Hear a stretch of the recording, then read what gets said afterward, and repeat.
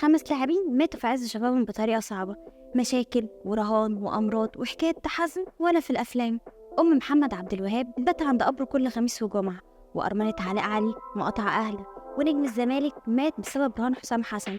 لاعبين ماتوا قبل أحمد رفعت، بس يا ترى هما مين؟ علاء علي نجم الزمالك والمصري والبتروجيت السابق، واللي توفى في 2019 فجأة وبدون أي مقدمات، وده بعد ما اكتشف مرض خبيث بيهدد حياته في المخ. هو قرر يسكت ويشكي همه لربه، وعمل عملية استئصال ليه، لكنه ما تحملش المضاعفات ومات بعد أيام من العملية وهو عمره 31 سنة، وساب وراه زوجة وأطفال. وللأسف من بعد وفاته حصلت قطيعة بين الزوجة وجد الأولاد بسبب مشاكل على الورث حصلت بعد وفاة علاء.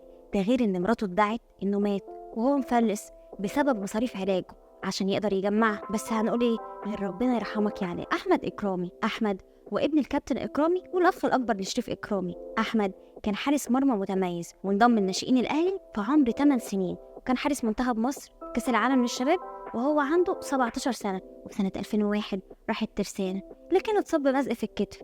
قضى على مسيرته الرياضية في سنة 2006، وفي نفس السنة مات فيها بشكل مفاجئ، وده حصل في بيته وبدون أي مقدمات. ربنا يرحمك يا أحمد. محمد عبد الوهاب، محمد كان طالع زي الصاروخ وحجز مكانه في تشكيلة الأهلي، لكن القدر كان رأي تاني لما طب سكت وهو بيلعب في الملعب، ومات قبل ما يوصل المستشفى وهو عمره 23 سنة.